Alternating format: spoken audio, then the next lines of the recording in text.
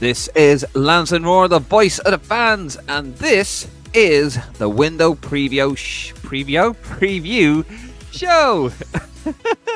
The Duck is back, as Martin would say. Matt Doherty is back in the squad. We'll tell you who's out. Plus, we take one last look at how our boys in green got on across the water before they take on Finland this Thursday. Plus, we have the very latest squad news. It's Lansdowne Roar. And it's live. Enthusiasm.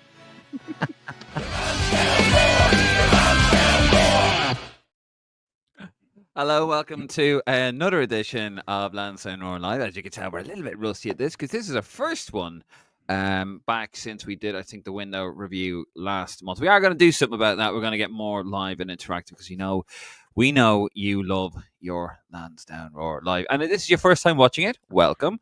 Very simple. Martin and I talk about a few things for about 25, 30 minutes, and then you have your say about it. We'll read your comments out. And even if you don't like what we're talking about, well, ask us anything. Absolutely no problem there. We are Irish football's most interactive podcast. So, bit of housekeeping. First of all, if you haven't subscribed to the page, please do. Scan the QR code. Head over to a Facebook, Instagram, and our Twitter account. Head over to Lansdowne Roar for a bit of review. And also, there's a fantastic article there by James Agnew about Ireland and England, the history. Of course, we play those this Sunday. Also, we just want to have a little word about our affiliates. No money has changed hands, but we just want to talk here about the London Irish Centre. Fantastic partners for the podcast over here in Camden Town. A brilliant charity. Also, the Claddagh Ring, fantastic venue in Hendon. We will be live from there on Saturday and Sunday. And of course, if you do want to support the page, do head over to Ko-fi and buy us a coffee. And we are live as well on Friday from the Irish Centre. We have our Lansdowne legends, Martin, don't we? You can speak now. I can speak now, can I? Yeah, great to be on the live show. It feels ages since we've been on this, and I'm looking forward to an amazing weekend, to be honest. Recharge the batteries now, Dave, haven't we? And yeah, we've got some amazing events coming up, and it all starts obviously Thursday.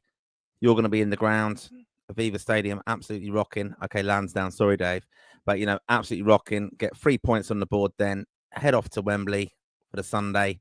But we've got an amazing night on Friday night at the London Irish Centre in Camden. So anyone who is over early, you can walk up on the door in the night. We're going to be very kind for the Raw faithful. $28.50 ticket. You're going to get 2 free drinks with that as well if you book in the next few days, actually. And if you do book your ticket in advance, you get 2 free drinks with that. So do that. And it's going to be amazing. We've got Ian Hart, Clinton Morrison, and Alan Kelly. So really looking forward to it. Martin and I will be live. Connor will be there. He's not here tonight. Sorry, Connor. He is in the comments, though, as you can see. But we will be live from the London Irish Centre. It's going to be fantastic. They are a fantastic charity. They do lots of great work, especially for the older community, the older Irish community here in London. Where you get your tickets, if you want to book in advance, head over to londonirishcentre.org and then go into the events, and you'll see us there at Lansdowne Legends. If you can't make it, but you want to contribute, please buy a ticket. $28.50. If you are coming over, $28.50. 2 free drinks. If you book in advance, 2 free drinks. I mean, in London, it's bloody expensive. It's like £6 for a pint in most places in London. It's getting silly Dublin prices. You can just walk up on the door. You're more than welcome and get in that way. It's going to be a great night. We were going through the script today, and it's going to be we're going to ask some very interesting questions as well. So do get involved in that. And of course, we will be live from the Claddagh Ring on the Saturday. We'll have Ian Hart for Q&A. Anyway, right. We can see your comments are coming in, guys. So thank you very much. Do leave a comment. Get involved. Tell us what you think. And actually, before we do that, Martin, we will have some merchandise available. And I'm quite pleased with this, actually. Whiskey flask. You can buy these. Look at that. Hold on. I'm trying to focus it there. Version 1. Version 1. The Euro 88 special. Stuttgart. And then you have version 2. The Giant Stadium USA 94 tribute. So we will have those available. Martin, how much are we charging? We are, the proceeds are going to the charity. So so you can get £25 for 2 of those. And they hold the Yeah, Amber Nectar. Jemisin's are sponsoring our night, so on Friday, so we better advertise them. But yeah, they fit a good bit of Jemisin's in, and it's cold in London. We're both based there, aren't we, Dave? And it's a bit nippy. So yeah, But see if I've you got can my get them into gilet on. Wembley. We can't Yeah. obviously endorse people trying to smuggle alcohol into Wembley. It might get taken off you, but look, we'll be able to sell them to you at these various events, and you'll be able to collect them at the Claddagh Ring, or we'll look after them, get them over to you somehow. But yeah, like you said, Dave, it's an amazing weekend in Irish football. You know, Heimer's done a good job so far. We were on the board from the trip to Helsinki, and you know, we're looking forward to this game. And off we go to these ones coming up. Off we go. What will we do, Martin? Will we talk about the elephant in the room, the return of a certain right back, or will we go through our boys' greens to how we got on? Now we'll go into the Obig, yeah, first of all, but just to let you know as well, some of the comments we will read them out, of course, but there's a little bit of a Facebook glitch, I think, in this, that we can't actually see some of the Facebook users' names. So we won't be able to give you a shout out on those unless you actually put your name in the comment. That's one way around it. Feck you, Facebook. Yeah, sorry guys. Yeah, I've just seen a load of stuff there. Sorry, as Martin said. It's not our thing. It's a StreamYard thing. StreamYard are fucking useless. I'll say that now. Rip-offing bastards. If you're gonna comment in the Facebook, either you can watch us on YouTube, you can watch us on Twitter. But if you're going to comment on the Facebook, you're going to have to put your name in because it just comes up Facebook user. I can only apologize. Absolutely nothing to do with us. Unfortunately, it's a pain in the hole, but StreamYard are absolutely useless. And I asked them about it, Martin. I said, is there an issue with this? Oh, no, there's no issue with this. So why are you telling me there's an issue with it? And it clearly is. So there you go. Sorry, guys. Trying to scupper the show, Dave. That's what it is. But they are, aren't they?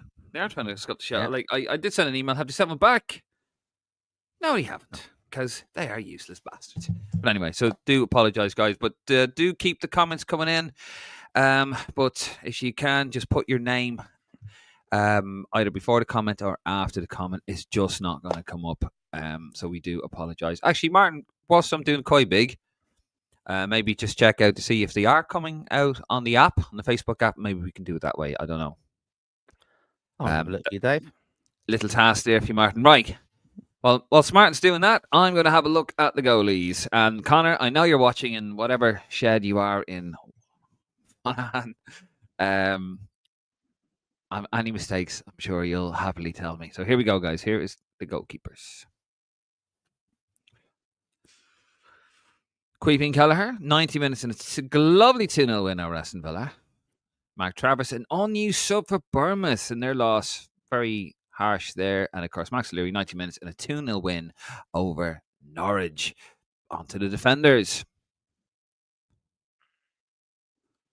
Seamus Coleman, he has to pull out his squad. He was injured. He did not feature over the weekend.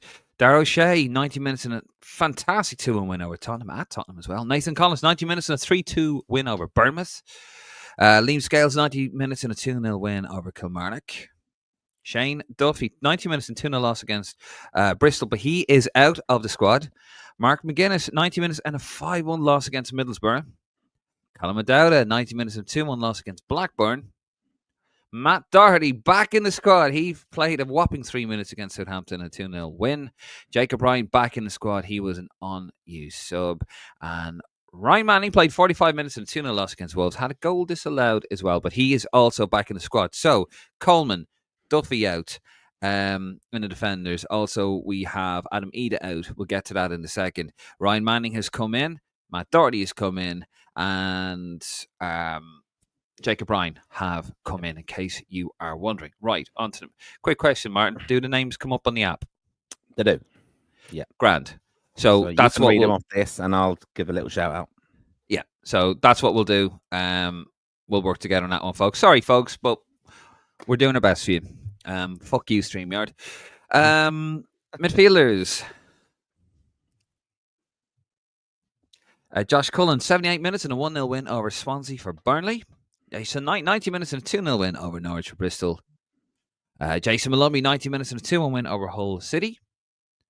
Finn Azaz, 90 minutes, 2 goals and an assist in a 5-1 pumping of Luton. Andy Moore in 67 minutes and a 1-1 draw with Millwall. Let's have a look at the attack. No Scott Sinclair this week. Evan Ferguson, unused sub for Brighton. Troy Power, 90 minutes and 2-1 loss to William Tway. Adam Eden, 63 minutes, a 2-0 win over Kilmarnock for Celtic. He is out, though. Tom Cannon, firing away. Not this week, though. 90 minutes, 1-1 draw with Millwall. Sammy Smodic, lovely goal. Cheeky little overhead against Spurs. He got 71 minutes and a goal. And Fessi Abaselli, who is a doubt, by the way, 65 minutes and 1-0 win over Oxford. Casey McAteer, 3-0 loss, 7 minutes in that against United. Mikey Johnson, 79 minutes in a 2-1 win over Hull. So that is your boys in green. Above by James Agnew. Good man. Where's the ginger lad? I'm the ginger lad. Sorry, just looking at the comments there. I'm the ginger lad. He's stealing my identity. No, we don't have Connor here today. We do apologise. He is watching, though, somewhere. He's always watching. So, Martin, that's the squad. He's not just watching, he's correcting a lot of the other as well. It's like he's hounding you. Anyway, he's not, it's fine. A few little bits. Is he? Dave. No, it's exciting. You're excited for the international window. That's it. That's allowed. That's allowed. What? He's okay. Just has he said anything? Has he, Martin? He's hounding me. Yeah, a little bit. Cool. Sorry. Look, we are trying to obviously bring a good show and be professional, but yeah, some funny stuff going on here. Mikey got an assist, by the way. Oh, for fuck's sake! And call this fraud out. Well. What fraud? My words. I don't know. Is that Connor again? Is it? Yeah. I'm gonna anyway him. I want to see him in Lansdowne Road.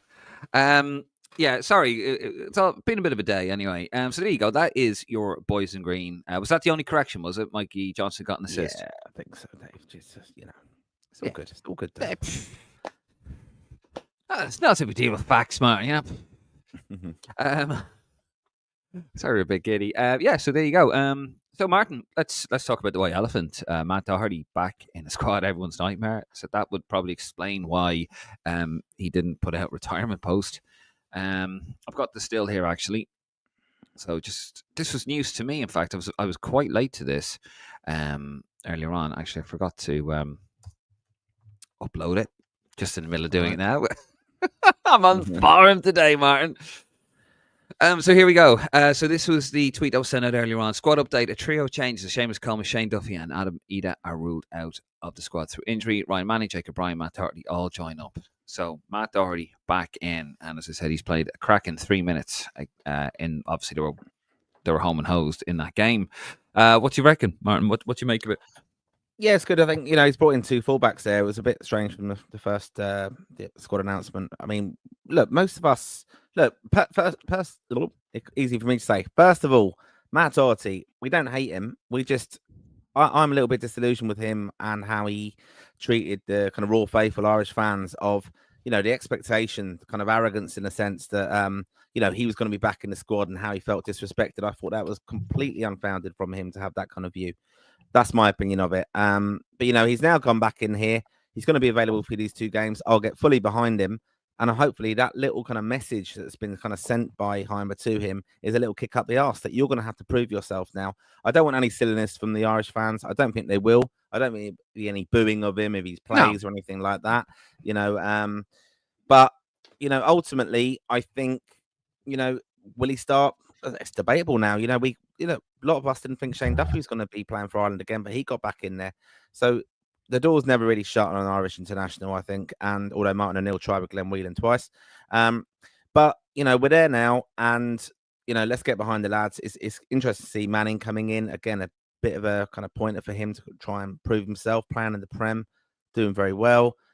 It's going to be interesting to see how we go now, and hopefully we don't get any more withdrawals, because I think we've got a fantastic chance to get to England now, which we'll come on to discuss a little bit later on. They've had 8 withdrawals today, and some of their key players are out, and I think this is a really good opportunity for us on Sunday. That's not getting carried away. Let's do the job on Thursday first, and then let's go out, and it's a free hit at England. Well, just to put you back there a little bit, I mean, you don't think we're being a bit overconfident, going against Finland? I mean, we weren't great against Finland in Helsinki. We got the win.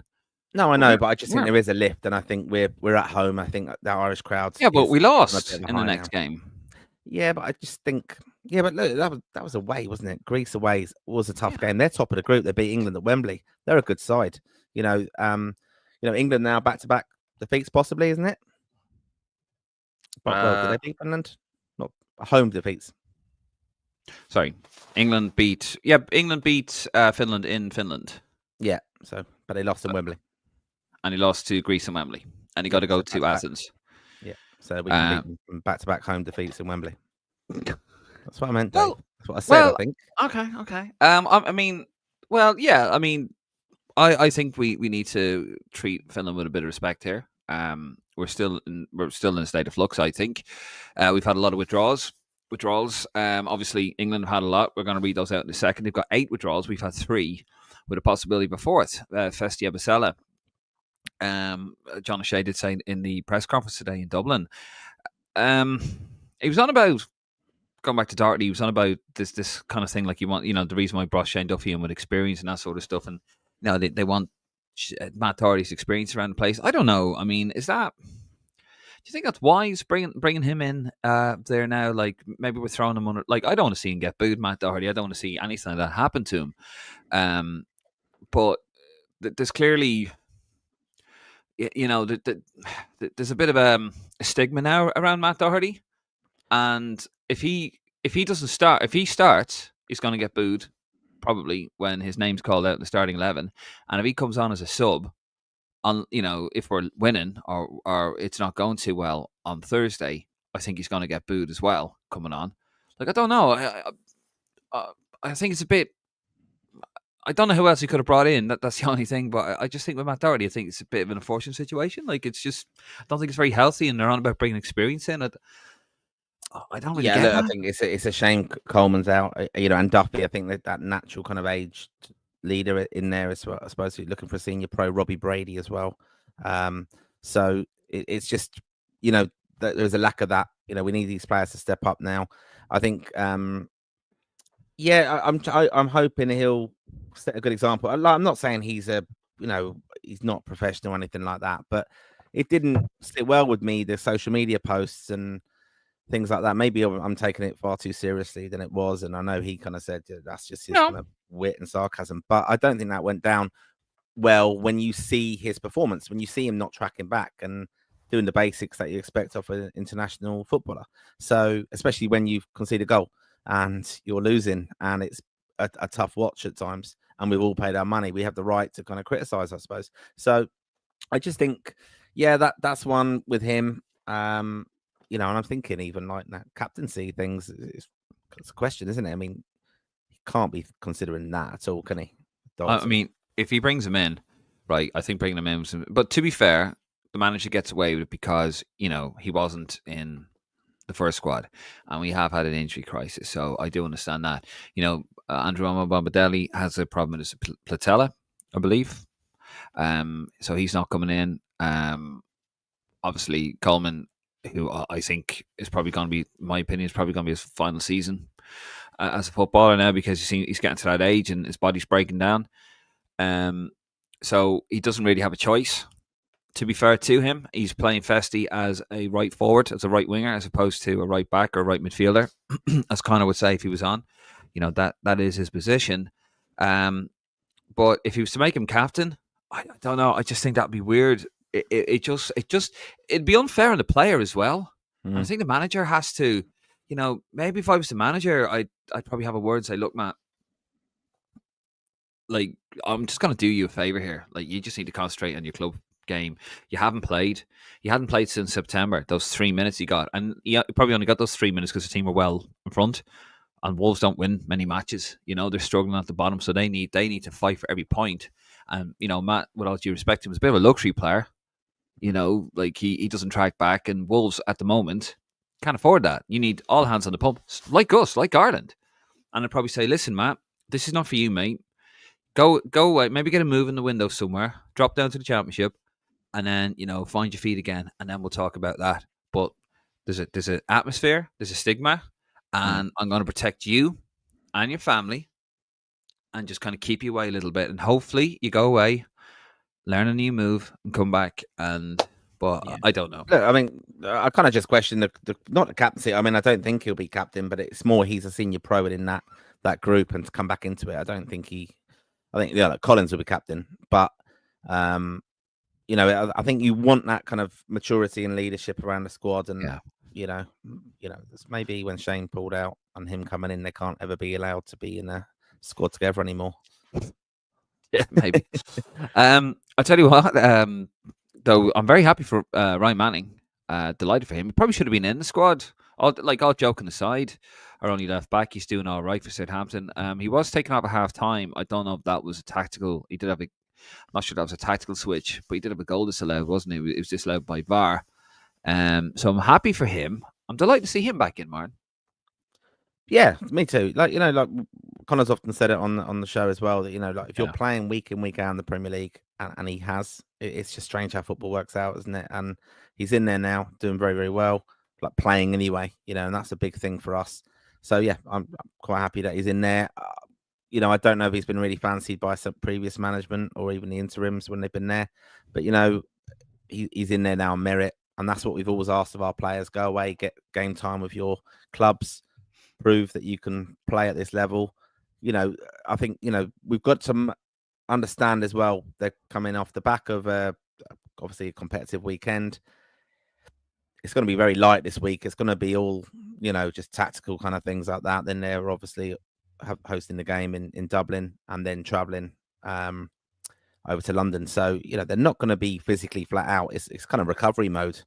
That's all it is, how this international window works. And is he going to have enough time to actually prove that he deserves a starting spot? Is he going to do anything spectacular in training to get that? It might actually be because of an injury or something that he has that opportunity.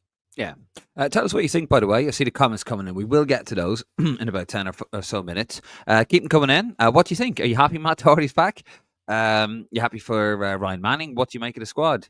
Do you think James McClean, he's been injured all season. His body's breaking down again, which I'm very sad to see. Hopefully he travels with the squad, actually. Maybe he won't be out due to injuries. Maybe he'll go to the Wembley game. I don't know. But do you feel that maybe he's coming to an end? Tell us what you think there. Get involved. We are Irish football's most interactive podcast. Martin, talk to us about the pullouts, Uar, that England have. 8 pullouts. Uar again. Yeah, cheers, Dave.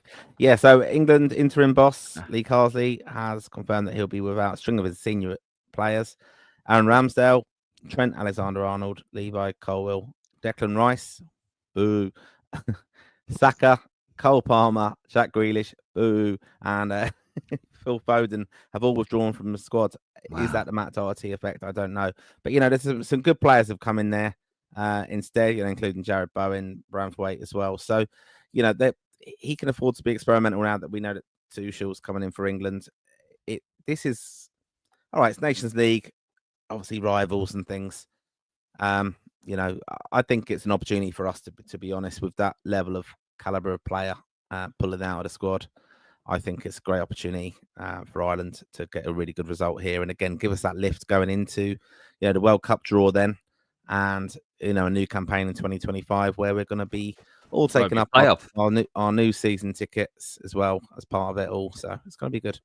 Yeah. What do you make, lads, of the season ticket as well out there? Just wondering, what do you make of that? Have you renewed? I'd like to know if people are renewed. Yeah. I mean, as many of you know, I'm chairman of Risk London. We've sent out our renewals to our season ticket holders so far. It's a bad timing around these 2 games. Also coming up to Christmas. That's what the FAI decided to do in their wisdom. But, we know already numbers will be down on renewals, it seems. And yeah, let us know. Are you going to renew? Are you going to just take it game by game? Do you need to have a season ticket anymore? I know they're a great value, but, not everyone can go to every game despite the good value. And we've always supported people doing it and purchasing and supporting Irish football by the season ticket, and we'll continue to do that, of course. But, I can see why people won't, because you don't necessarily have a struggle getting a ticket for an Ireland game now. Yeah. Actually, here's a one for you, and I promised this is for Dennis. I won't mention his second name, but he did, unless he wants me to, of course, if you're watching that. But he's asked me to mention a guy on the I promise we'd mention him tonight on the stream about the supporter who actually took the FAI to court. Lord supporter, let's see, what's his name? Got the Irish Examiner here. in front of me. What's his name? Yeah, this was to do with the Andorra Jerry game, Flynn. wasn't it? When they reset the game, Jerry Flynn, Armenia. Mm. So Jerry Flynn, a loyal football supporter, has successfully sued. He's a Chris member as well. How you doing, Jerry? By the way, if you're watching, or if anyone, a friend of Jerry, is watching, tell him we wish him all the best. A loyal football supporter has successfully sued the FAI, claiming he was treated like muck after a rescheduled international away game left him out of pocket. Jerry Flynn, 76, a lifelong football fan, was awarded just over €1,091. The total loss he incurred when the date for a 2022 Armenia versus Ireland match in Yerevan was brought forward by 3 days. Brought civil action against him when the FAI apparently was negligent in running a wrong statement on its website. So basically, they never updated on his website, and he used that to book it. And basically, he won. And the FAI, he apparently brought it to the attention of the FAI. And, whatever happened there was a breakdown in communication, or he didn't listen or whatever. And he won. He got, he said, Mr. Flynn said on the 15th of April, he emailed the FAI CEO at the time, Jonathan Hill, demanding to know why fans were not kept informed. Mr. Flynn said the response was that it had been caused by the invasion of Ukraine, which impacted some match dates in June. He testified that 9 days later, he emailed FAI President Jerry McClean, who he said replied that it will be brought to the attention of the association's executive board. He sent up follow-up emails in May and June, as well as a registered letter in July, but they were all ignored. And he said he was treated like muck, so there you go. Apparently, they did offer a goodwill gesture, 3 season tickets. It's a goodwill gesture because he was a loyal supporter, but it was on a confidential basis. He rejected them because the issue was about the FBI's website information. Yeah, and that was it. So, expensive mistake there by the FAI. I remember that actually. Do you remember Notegate?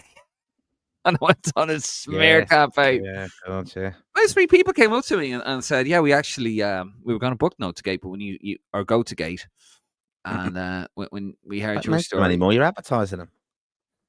No, they're not around anymore. Oh, they're not anymore. Russian owned. No, fucking Russian owned. Like, right. I didn't know it at the time. Yeah, there you go then, Dave. Bastards. It was interesting. Yeah, like that article was great. Very, I mean, the fair play to him for going through with it and not accepting the compensation and all that kind of thing.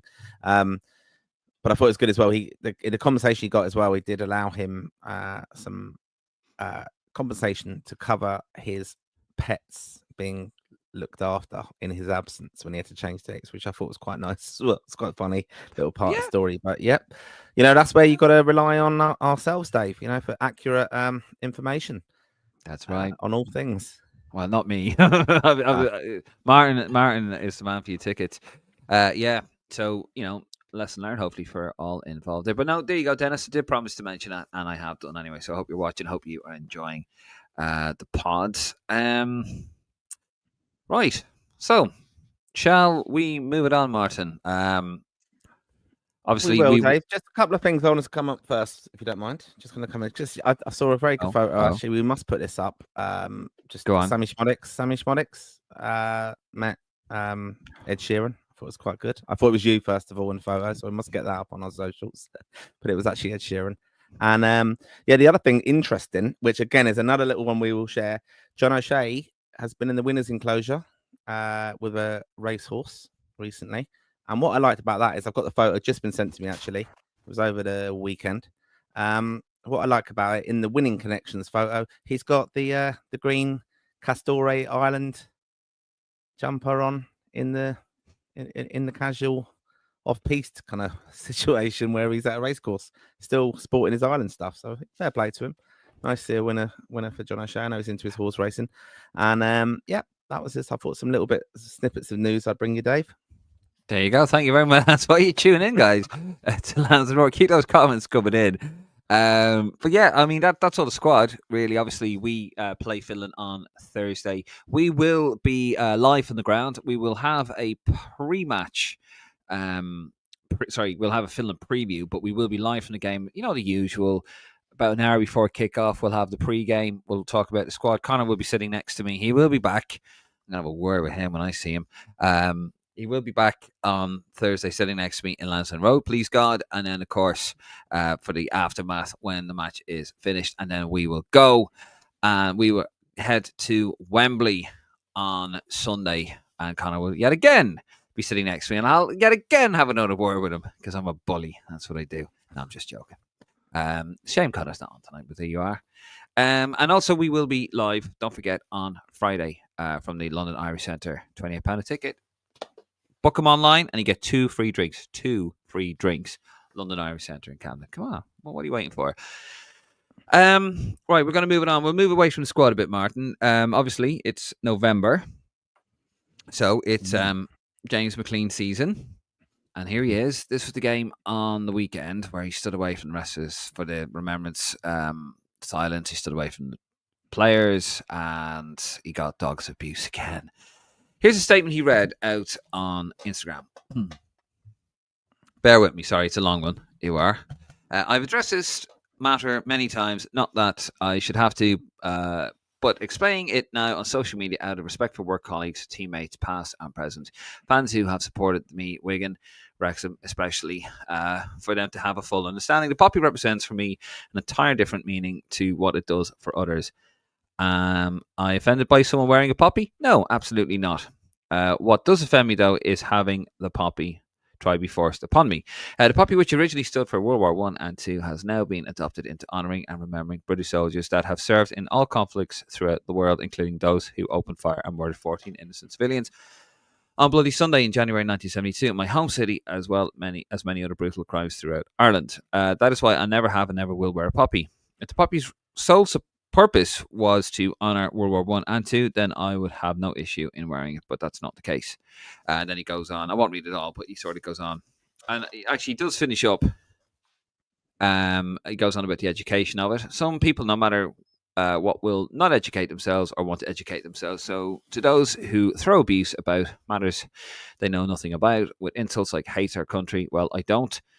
Some of my best relationships I've made through the years are with people born and raised in England and have completely different beliefs to me. Happy to work and live in the UK, but take the King's Shilling. Send him back to his home town to work then. Well, the sad matter of fact is, if I did, I would still be getting paid in the King's Shillings, unfortunately, which is part of the whole problem to begin with. One thing I'll never have and never will do is bend the knee to compromise my convictions. So he doesn't do the whole bending the knee either, does he? The BLM thing that they do. So there you go. It's another year, another November, and it's James McClean. I mean, he's every right not to. I mean, that's the idea of the poppy, isn't it? As well, it's it's defeated fascism in the 40s, so you could have this freedom of speech. Obviously, some people don't see it that way. I think I know. Fair enough. Have at it. Whatever. I come from a very military family. I'll say no more. But I come from a very military family, and I've people, as I'm sure we all had. My great grandfather was killed in World War I by the Germans. I'm sure there's so many people watching this that have had grandfathers or great grandfathers have fought in the war, etc. I think though what I'm having a problem with now is, Martin, that there seems to be a witch hunt on Irish people, like Roy Keane. All joking aside, wearing the poppy. And there was a comment there about Clinton Morrison. You wore the poppy. Why are you wearing the poppy for? Like, when has this become such a problem? If you want to wear the poppy, wear the poppy. If you don't. Like, one argument seems to defeat the purpose of it. You know what I mean? Yeah, it's a very delicate subject, of course. James, I think, sums it up really well there, and his whole point, I think, one of the key bits in it where he says about the education of it. He's explaining why he doesn't. Like you, Dave, I've had ancestors who lost their lives in the First World War and things like that. And it was the war for the rights for small nations, and that's what Ireland were at that time and are. So that is where you have to think about this. You have the right to do so or not do so. And I think that's very important that we all understand that. And, I love James's convictions. I love his passion for Ireland. Share that in so many ways. And it is just down to personal choice. We do live in this world now. Like, it's a bit woke, of course. We know that. Like, Roy Keane will have it foisted on him, and he probably just thinks, I'll put it on. There's all sorts of little emblems that people put on TV now when it's a certain season. I know the poppy's a bit different to that, but I don't see the thing. It's something I'm quite fascinated with. I'm going to speak on Friday at the Irish Centre, and because I want to gauge this of the lads really, Alan Kelly and Hart and Clinton Morrison, because I think we, as a nation, we have to educate ourselves, and as football fans, obviously understand things as well. But we've got to remember that some of the players now who play second generation, third generation Irish, they qualify for Ireland. There is Irish as people born on the island of Ireland, and I think it's very important. I think to represent that, to understand that when some people don't share that kind of hatred of England, in a sense that it is, and there's rivalry now on Sunday. That's what we should be celebrating and seeing on the pitch. It doesn't have to extend off it. I know there's proud history of Ireland, and of course with that, and I love all the Rebel songs as well. To be honest, I absolutely love it. And we're going to have Catalpa at the Claddagh Ring on Saturday and Sunday, and you can't get more Rebel than them, to be honest. So, I understand all that, and I have my own beliefs, which I'm entitled to. But I do think sometimes it just seems to be there's a definite kind of viewpoint from some Irish fans that we have to really hate England, and I don't think you understand sometimes that some of our players who have settled now in England, who perhaps came over from Ireland and have had careers here very successfully, they've married into English families. Their kids are brought up English Irish.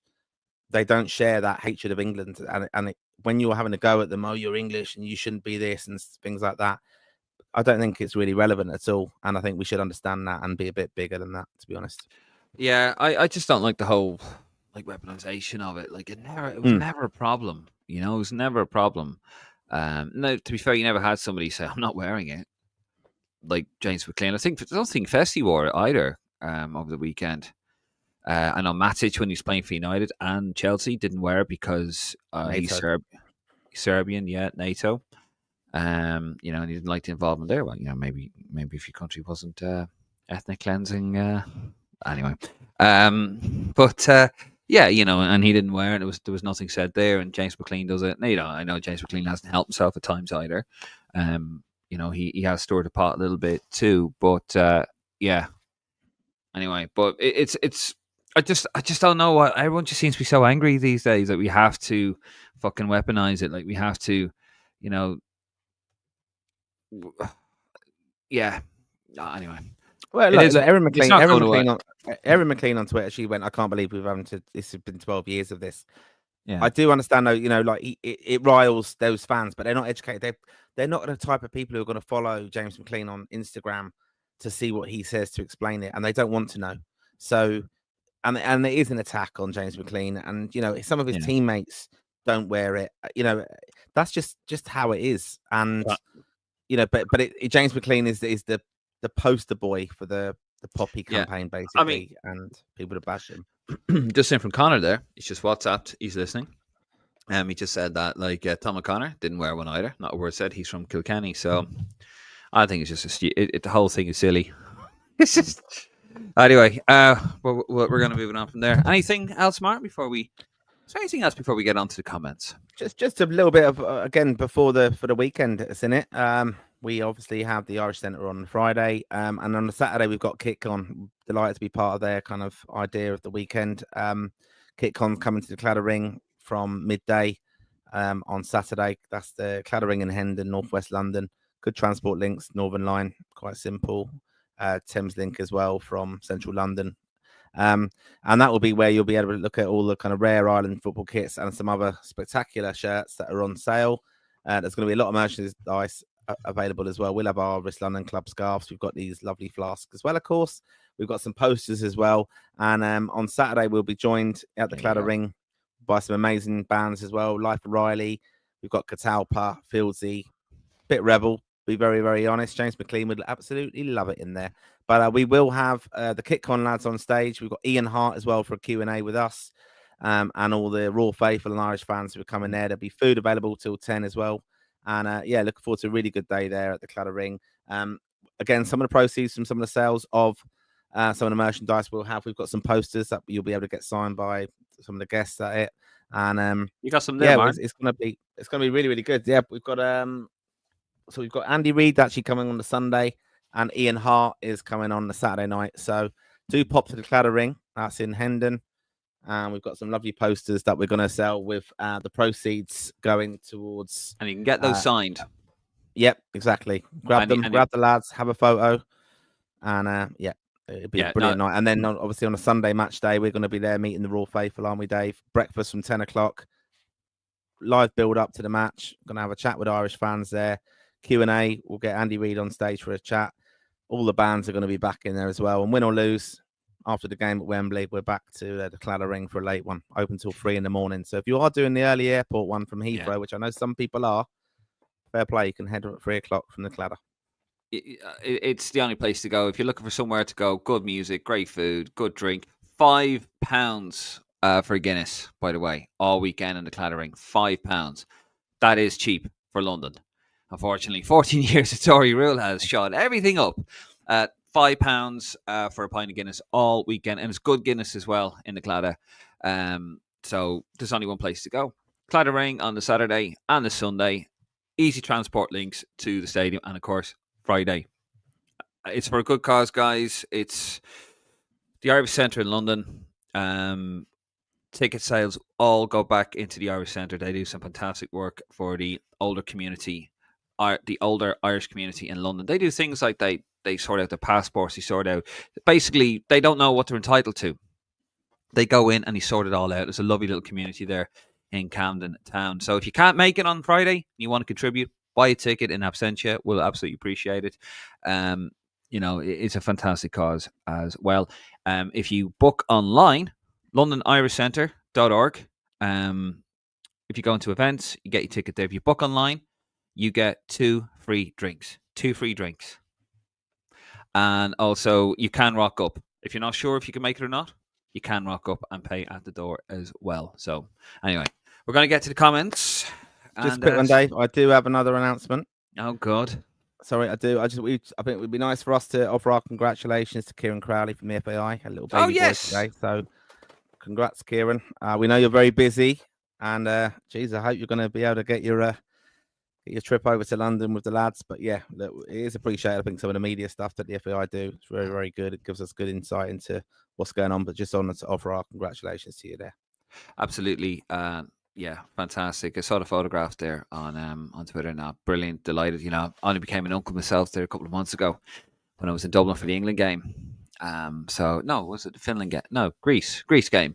So yeah, brilliant stuff. And yeah, big Kieran, he's been brilliant for us. And he does a great job over there at the FAI. So right, brilliant stuff. Right, we're going to move it on. We're going to get to the comments.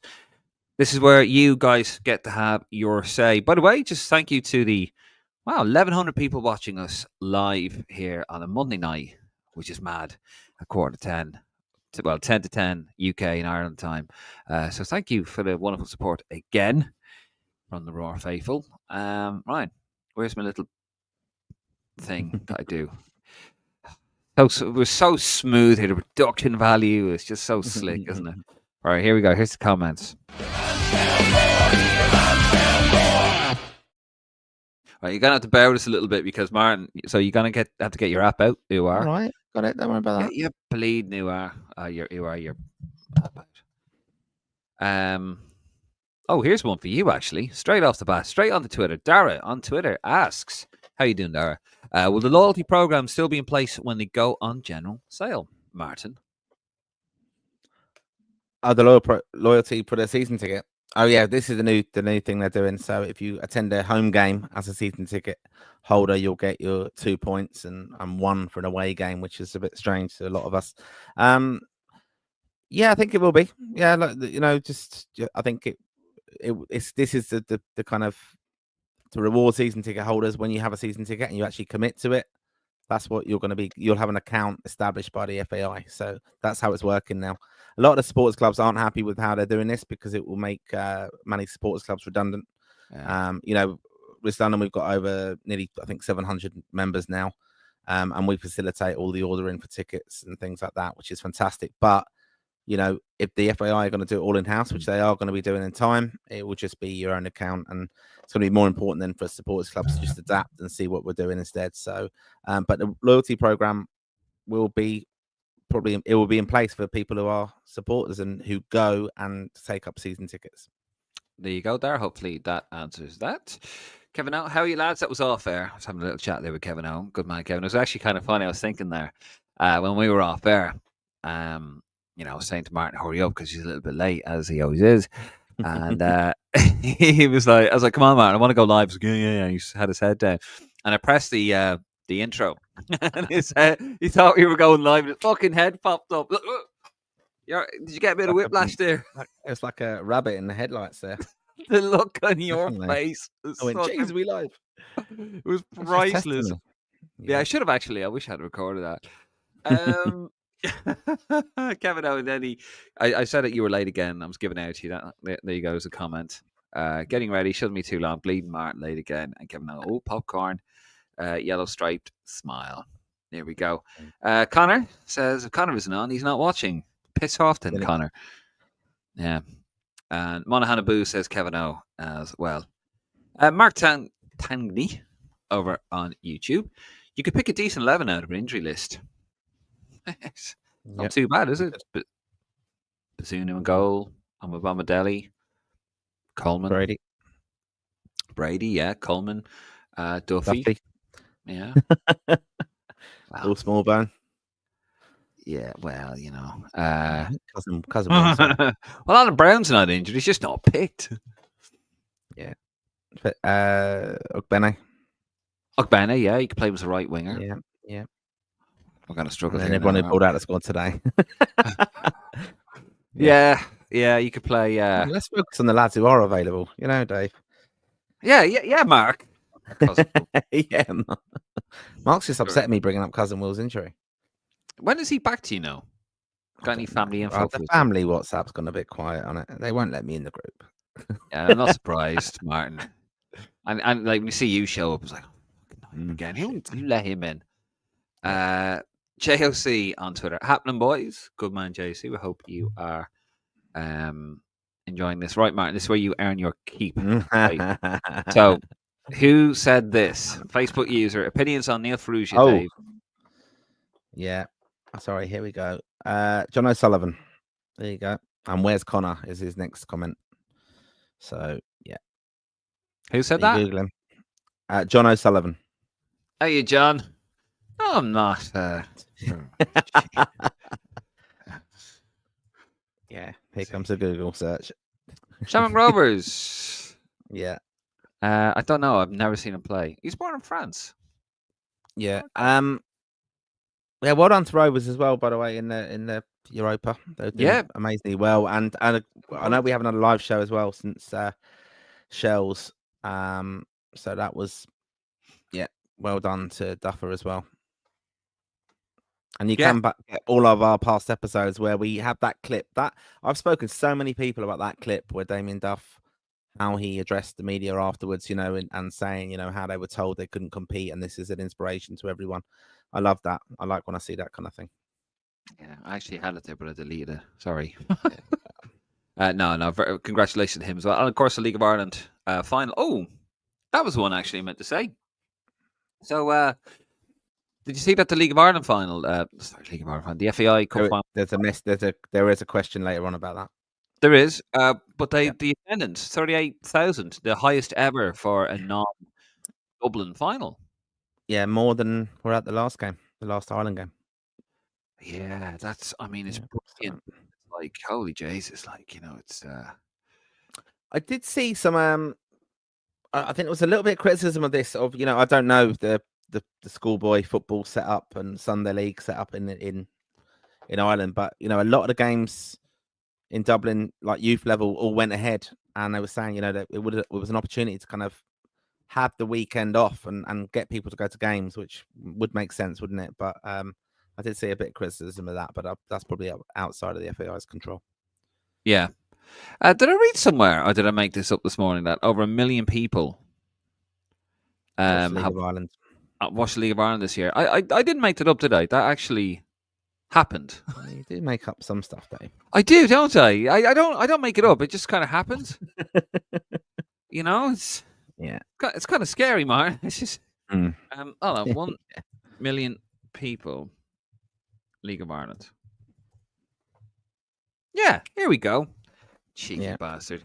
Yeah, one League of Ireland tennises break the million mark for the first time. This is RTE. This was announced at 5-4.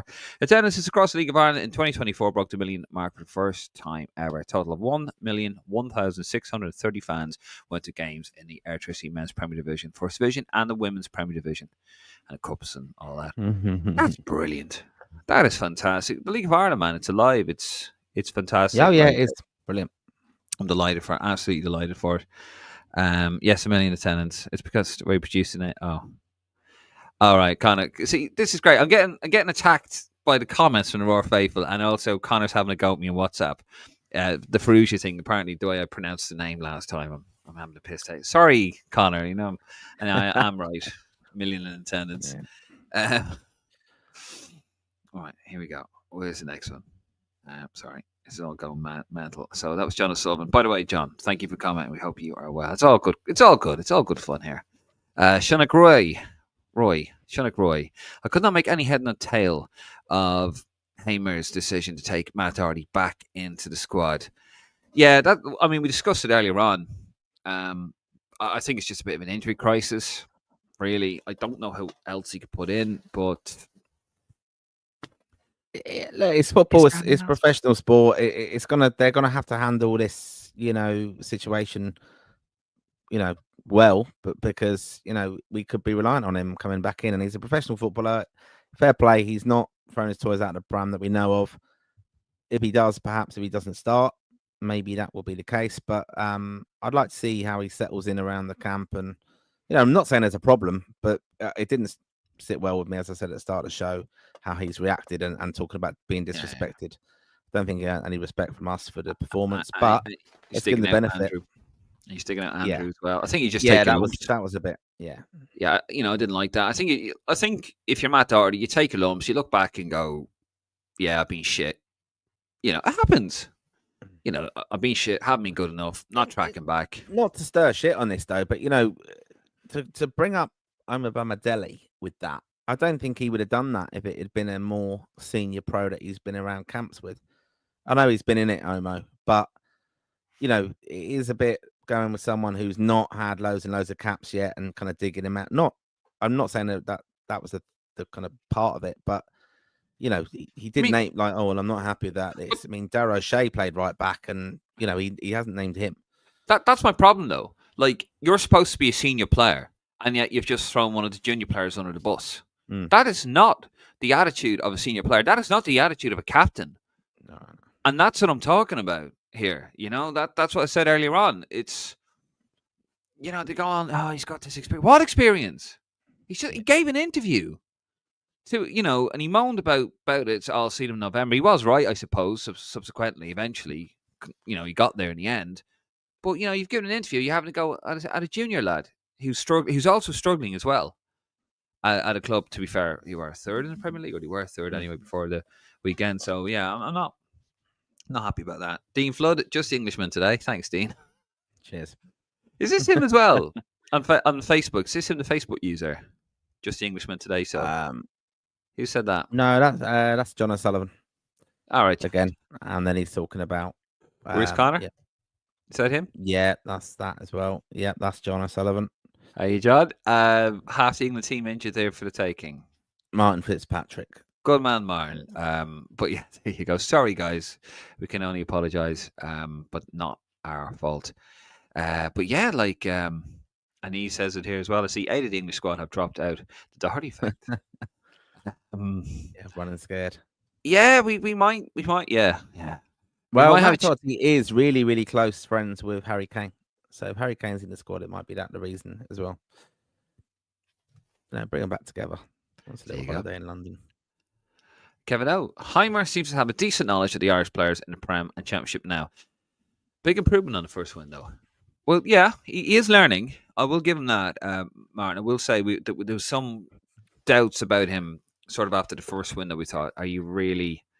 I know you see the comment coming up, do you? Yeah. Yeah, you see the comment coming up. Sorry, Kevin. We'll talk about yours first, and then we'll talk about the next one. We have another special guest. Again. But Yeah, he does seem to be learning, doesn't he? Like massive improvements. Mm. Kevin says there, like he's getting better. You saw it after the first game, and he came. You know what he said, and it was a massive misstep. And people were like, hold on a second, and he went, oh, okay. And then you all of a sudden, he went from saying, well, John's going to take over for the next couple of windows, and people, fuck no. And then you saw in the second game, you saw a change. And he's just getting better and better and better. So yeah, definitely agree with you there, Kevin. I look back at the squad announcement, Dave, as well, and he gets it home. I think like he did say, didn't he, coming in, I've got to learn Irish football, I've got to understand the Irish culture and things like that. And the first opening thing he said was congratulations to Shells, which was obviously endearing. It shows, Yeah. I am aware of things. Now I know that's I'm getting proper carried away with that. That is a little bit of kind of PR kind of speak, I suppose. But he's doing it. He could have easily not mentioned anything, and God, it's quite refreshing, I think. Yeah, and here he is himself, Dr. Heimer Hallgrimsson. Oh. Yes, lads, Doherty does have my news, in case you were wondering. Oh, brilliant. Oh, you gotta love the Roar Faithful. Thank you, Roar Faithful. You do cheers. I do. I've missed doing these lives, Martin. It's been a month since we've done it. We have to get back on this. We have to start doing one once a week. I do. It cheers me up every time. Wakes me up. Conor McBretty. I do apologise if I'm butchering that. Did you see member? McBrearty, sorry. Did you see how many England players have dropped out of the squad? Scared of the mighty Irish, says Connor. 8 players, so we might have a chance. G says, with a lovely picture of Michael Collins there on his YouTube profile, I will defo buy one. A ticket or a flask? Or both? Both. Good man, G. If you are, I'm sorry. I know I'm a bit of a whore, but if you are coming over to London on the Friday, London Irish Centre, Ian Hart, Alan Kelly, Clinton Morrison, 28 quid a ticket. It's for charity. It's for the Irish London Centre. They do the London Irish Centre. Sorry, they do. I'm gonna fuck that up on the night, aren't I? I'm gonna get that wrong when we do the intro. But they do brilliant work. It is a charity. If you can't make it, buy a ticket in absentia, or head to the door if you're not too sure. Buy one on the door. But if you buy one in advance, 28 quid, you get 2 drinks free. That's about, 12 quid already? You're saving 12 quid. Yep. Fantastic value. Come on. And there are some other guests coming to that as well. We can't obviously announce them yet, but there are some special guests in the audience for that one who are friends of the lads and things like that. So, it's going to be brilliant. It's a bit of pressure on, actually, Martin, isn't it, when we found out who's going to be in the audience today? Yeah. Jesus. We will have... we actually will have some VIPs in the audience watching us, so we can't say anything about it, but it's going to be a great night. Some music, brilliant. But 28 quid a ticket for the Friday, fantastic cause. 2 free drinks. Come on, that's 12 quid already. 12 quid you're saving, so it's 16 quid for a great night in. And it's Martin and myself, and we'll have Connor somewhere making the coffee.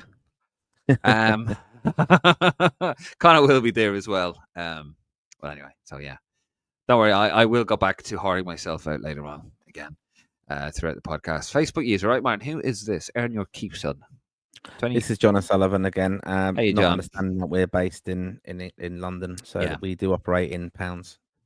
And actually, although to be fair, looking at the stock market, it's probably 1 for 1 at the moment, isn't it? We pounds. Well, you never know. Evening, lads. Who's this, Martin? Who's this wonderful? James Agnew, our fantastic writer. James has a great article. Check it out, lansdowne.ie. I haven't shared it on the page yet. I'm really sorry, James. I'm so shit at doing that, and I apologise. But James, brilliant writer, and he's got an article about Ireland and England and previous games. It's fantastic. It's on lansdowne.ie. Give it a shout. I will share it once I get off this here. And he's a good lad as well. Actually, he's part of the writing team. Sorry. It is exciting, isn't it, going to Wembley, Dave? It's the first time we're playing them since 2013 competitively in front of a crowd.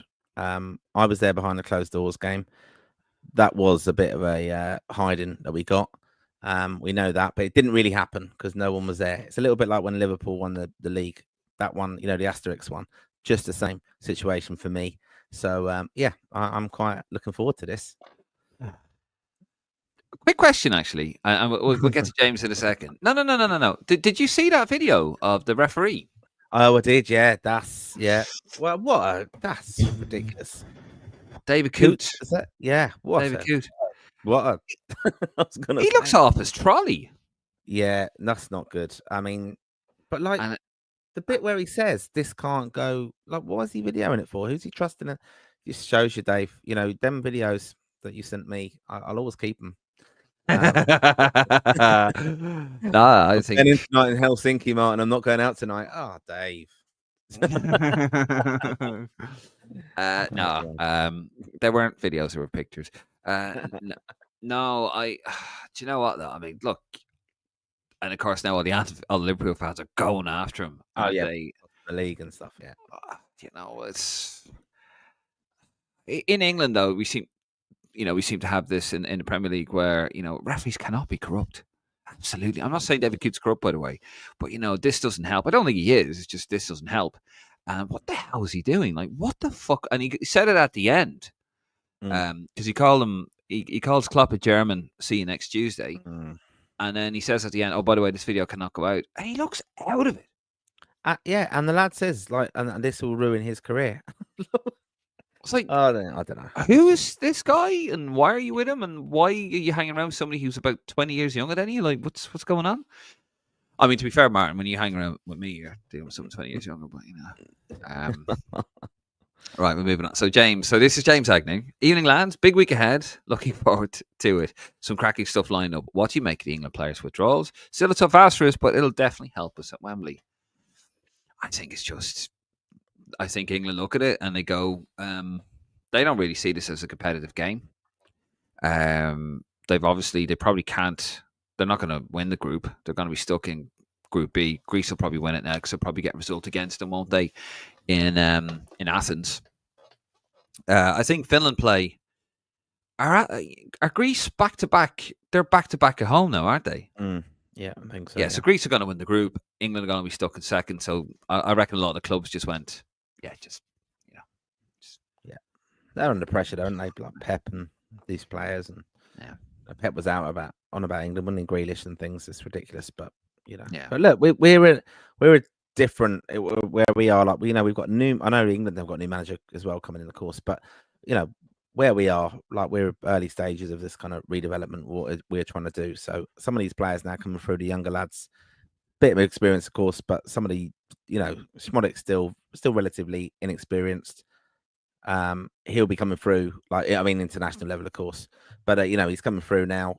We need him really understanding international football and how it works and turn it on. I mean, a fantastic goal the other day for him. So yeah, I'm excited to see that, and obviously Cannon coming into the squad, Ferguson.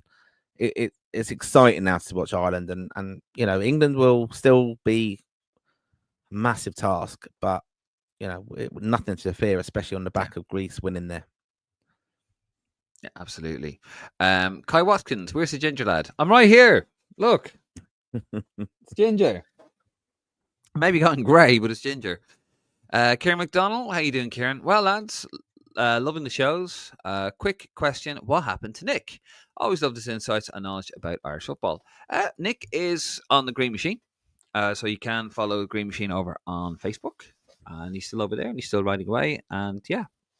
And he's doing good things over there for us as well.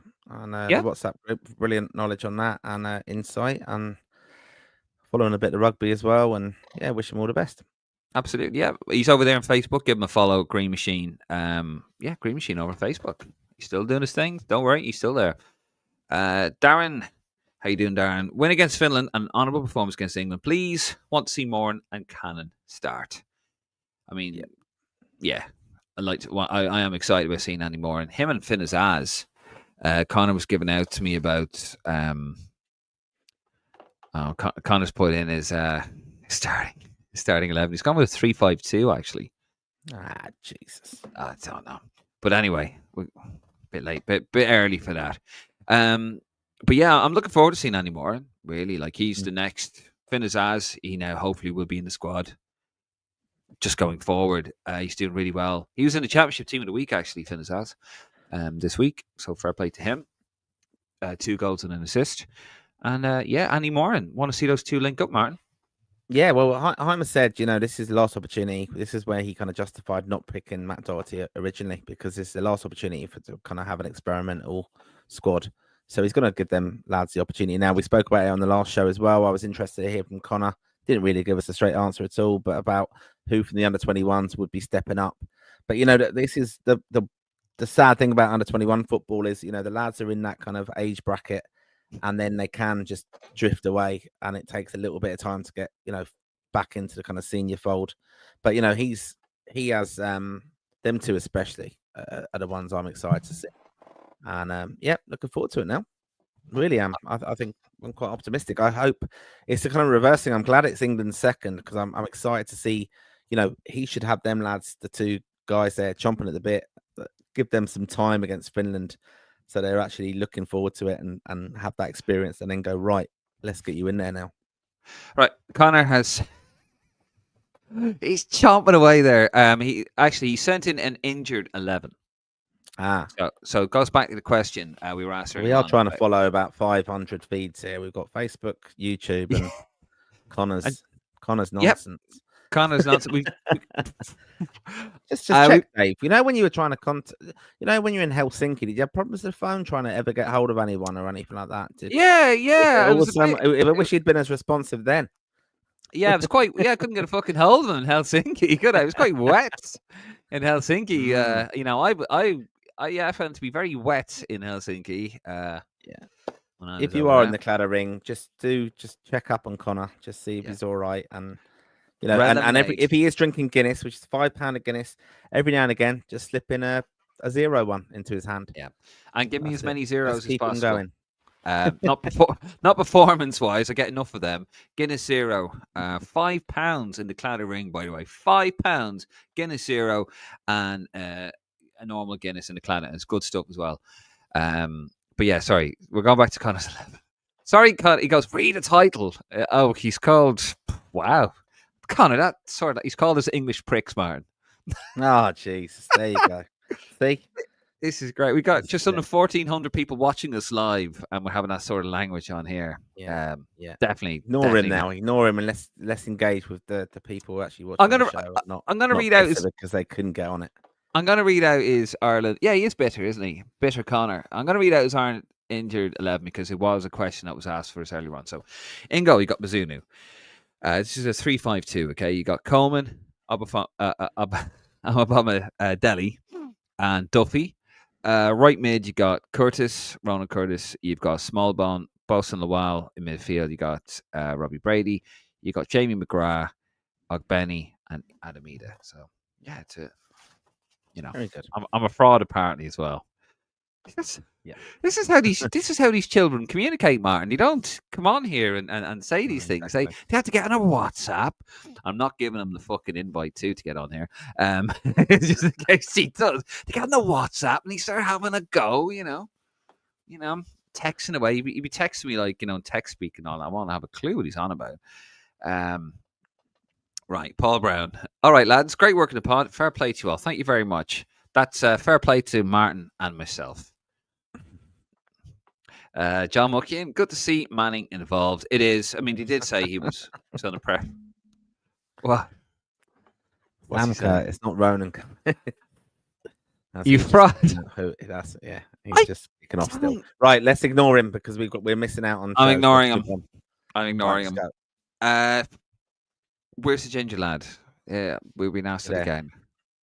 Who said that? I don't know. I was looking at something else. That's what you're here for. I know that, but yeah, I think it's just a repeat of the original comment. Okay. Paul Brown. Doherty, for fuck's sakes. John O'Sullivan. There you go. John O'Sullivan said Come on, John. Nick, Azaz is on fire at the moment, says Nick. He is. He really is. He's doing really well. He's getting assists. He's getting goals. Fair play to him. Adrian Rochford, how you doing? Adrian, Knight seems to be having a very good season for Bristol, but how do you fit him, Azaz and Moore into the same Ireland team, assuming Cullen keeps his place? Some good depth at midfield. Probably won't start, but I reckon they'll definitely come on against Finland, won't they? Yeah, I do. Yeah, I think they will. Yeah, and Knight, he'll do good, honest job for you. He'll run all day, won't he? And that's something. And he's one that I'm really interested to see how he develops club wise and also under Heimer. That you know he's one I've often felt a little bit sorry for because he plays a lot, but he gets put into. He's a utility player, isn't he? You can put him anywhere, and you're going to get up there. A consistent performance from him, but it doesn't allow him probably to play in his best position.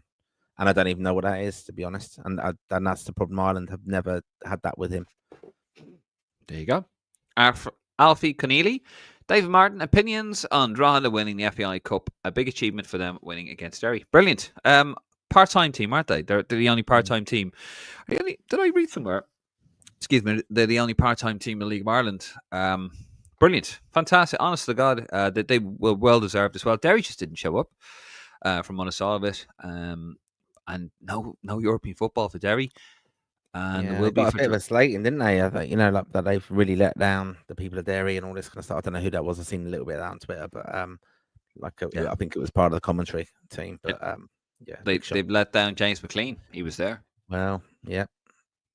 And he was. Kingston, how you doing, Kingston, over on Twitter? Met Josh Cullen yesterday. And he mentioned that Stephen Kenny approached CJ Egan Riley, who's now starting with Burnley. Wonder if Heimer will follow up on this. Have you heard anything about that? Not heard anything about that, but this is something that the FAI are looking to do, aren't they? Trying to bring in someone who is going to kind of follow up with Mark O'Toole, does a fantastic job, friend of the show and friend of West London. Good lad, Mark. And that is a job, trying to find players who are eligible, and they've got to be at the right level. And that's like kind of going on from my point about the under-21s. You can play under-21 for Ireland, but the step up into senior football is massive. Like the difference again, it is huge. And that's why you're seeing some of the under-21s going off in different clubs, and they're getting a lot of regular game time. Or whether they can kind of get up to that senior level and playing at a high level, Premier League, it's a big ask for them. And then can they do it for Ireland internationally at the senior level as well as another further ask, I suppose. So, yeah. Darren said that. And he's right to say this, and I want to correct that. But Darren says he's not a luxury player, Doherty, that is. I define luxury player as someone who can be a passenger in a match, but come up with a moment of brilliance to win games or create goals. He never does that, and it continues. No, you are right. Normally, what I do say is he's a poor man's luxury player. Like, he thinks he's a luxury player, but yeah, he never does that, and that's he has an attitude of a luxury player. Like a Glenn Hoddle or a Cantona, he wouldn't track back, doesn't, because, he produces the goods of Ronaldo, but he never does. So, no, you are right. But to be fair, if you've watched past episodes, I've always says he acts like he's a luxury player there. 1,400 people watching us, by the way, live. Just thought I'd mention that. Marcus Callahan, if the team was playing well or even seemed to be really trying, there wouldn't be need for the season ticket. BS. Yeah, Martin.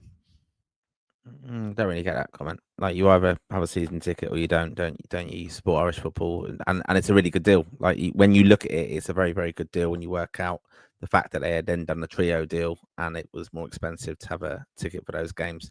So yeah, look, it's not the hottest ticket in town. It was during the 90s. You couldn't get them. We've spoken about that in the past, Dave, under Big Jack. That was a different time, of course, but the Aviva, Lansdowne Road, has sold out maybe 2 or 3 times since 2010. And we've had some big teams come to the Aviva as well. So, but the season ticket, I do think, is very good value. And, they are rewarding Spurs fans with that, but it has increased in some points. And, some of the different sections, like family ticket, has gone up quite a bit, I think. But, they do need to get more people in the stands to go and actually watch them. And there's got to be some of that even cleverness of how you kind of target kind of youth and young people there to go and get behind the team. Fair. G, again, looking forward to seeing Moran and Ferguson and Sammy in the front three. That'd be interesting. That would be. I'd like to see that, actually. Yeah. Probably won't. But I'd like to see Sammy a little bit more central, to be fair. Yeah. Because and give him the opportunity against Finland, not stick him out on the left, and I think that's it. But Here's one. I've been asked about these. I'll get back to it. I know you're watching, Connor. Dennis Kirkin, do we have an update? Please WhatsApp me below. And here's Downtown 123.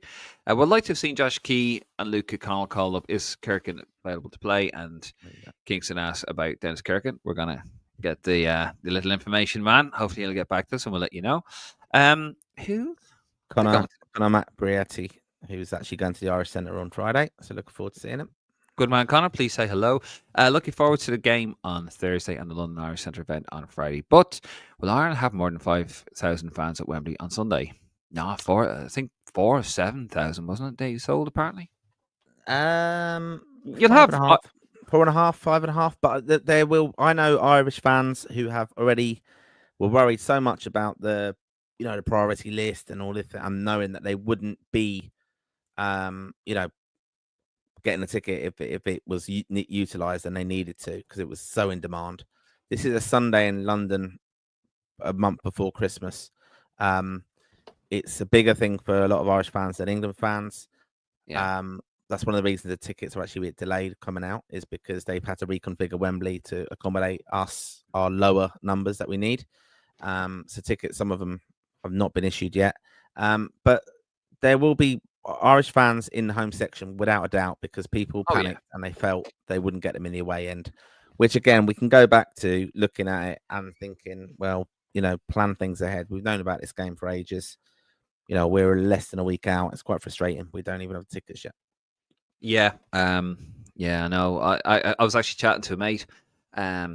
He was like, he was going to get a ticket for the home end. I said, look, he knows it. I won't mention his name if you're watching. Hello. But yeah, he basically, I said, no, I wouldn't do that, because you go in there and you're Irish, and trust me, he has a very, very Irish accent. Still lives in Ireland, so why wouldn't he? And so they hear your accent, you ain't getting in. Like they will take you out. They know you're Irish. They got no, because you don't want any trouble. Yeah. So yeah, there will be pockets of Irish. I mean, I've done it myself. I went to Ireland, England, 2013.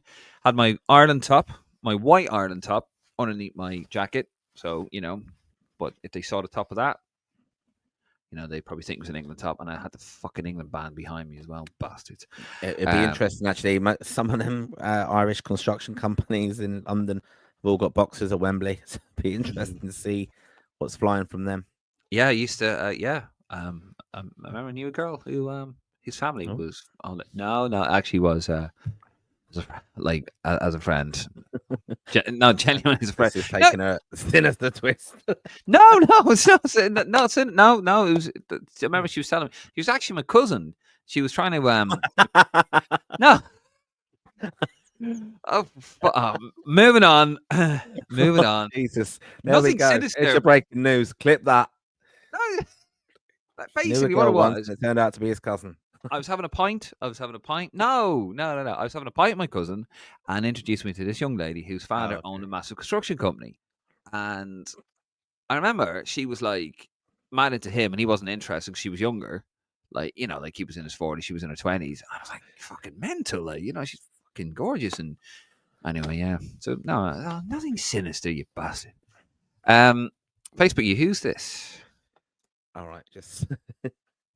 Come on, Martin. That's Conor McBrietti again. I love people when they make a comment and then they make another one straight away after. So yeah, it's good. Right. Don't agree with the British media attacking McClean every year. That's his beliefs, and they should respect that and move on. Yeah, I agree. It's just easy, isn't it? It's just easy. Bad news sells. They see that and they go, bah, bah, bah, bah, bah, bah, and they sell newspapers and whatever. But yeah, I do agree.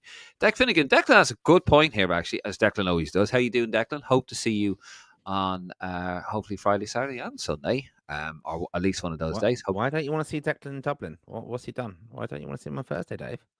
I want to see everyone on Thursday, Martin. I just won't have any fucking time on Thursday because I'll be running to the stadium. Okay. Because I'm often the first person in the media section, getting ready, get prepared. Because like your hero, failed to prepare to fail. Yes, you're right. I don't prepare to fail. I just fail. No, I am prepared. Anyway, sorry, Deck. Probably a bigger story than James McClean was the behaviour of the Celtic fans at Kilmarnock. I did. Yeah. Yeah. They just basically what it was. They just sang and chanted through the minute of silence. I'm thinking you can't really have a minute of silence then, can you? And No, it can rally. and it was basically they dictated that it got ended early, didn't it? And I know that Kilmarnock have been quite scathing of that in press conferences and Yeah. things after. It's like, it's a bit, what do Mm. you do? Like, I don't know. Scottish football is very strange at the moment. Like, it's just very weird. Like, you have, apparently, I think this is the first year where Celtic and Rangers had away fans in the Old Firm for the first time in years.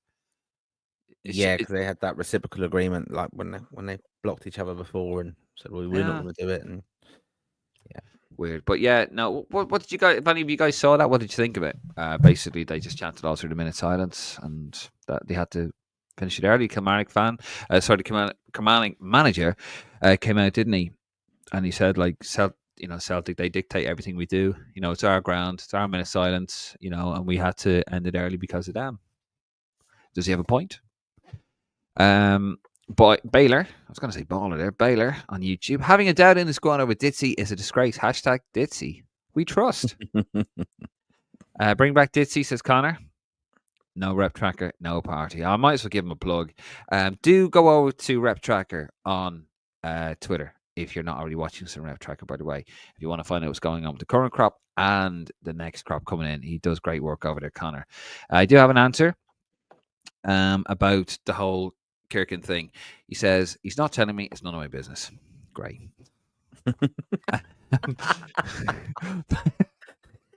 No. He does actually say that, but then he repents. Same situation, he's definitely interested. So this is the Kirkin question. We were asked, so, and we're doing our best for you here, guys, as we always do. Same situation with Kirkin. He's interested. There was problems in the past with passport and people trying to claim he's not actually eligible. Just wait and see. He's very hopeful. Connor is, and as Connor would say, don't doubt me, Dave. So there you go. Real question is, can we see Ditzy at the Irish London in the future? Martin, can we? You make it happen, Martin. You got all the contacts.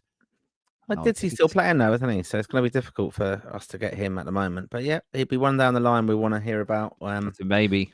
The goal record for Ireland and things like that. Ditzy mania. Tell you now. And he's very welcome if he is watching. I saw him actually, and Darren Gibson putting away a few pints. So they're very welcome to the Claddagh Ring. They'll do some serious damage to £5 pints. £5 pints is mental. £5 pints all weekend at Claddagh Ring. Also, 28 quid a ticket at the Irish Centre. 2 free drinks. What's my rabbit done? Oh, jeez, that is not you. Even Eileen. Even Eileen's astonished. She's astonished. 2 free drinks. My little 3-legged rabbit, she knows what's going on. I do have a rabbit that's got 3 legs. It's not a euphemism. Yes, 2 free drinks at London Irish Centre. 28 quid a ticket. If you book it in advance, 2 free drinks is part of that. Come on. What are you waiting for? Connor, how you doing? Big game for Bray. He knows the score. He's going to be there on Friday. Big game for Bray against Drogheda this weekend. FAI Cup winners remembered at final on Sunday. Bad memories as Finn Harps fan. 3 final saga. So is that that's the playoff, isn't it? That's the relegation playoff. I think so. Yeah.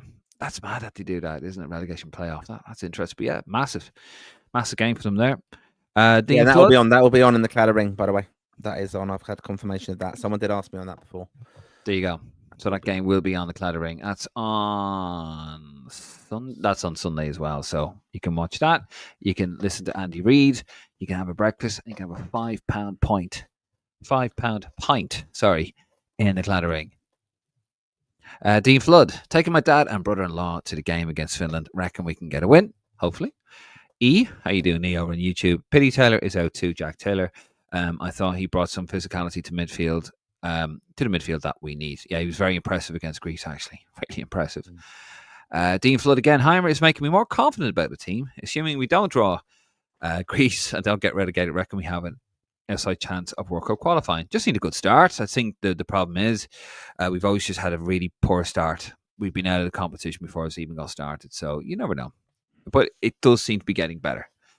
Dean Flood, don't expect to see much of Moran, to be honest. He's a bit small, so wouldn't be the option versus the Finnish. Maybe get a good 20, 30 minutes against England.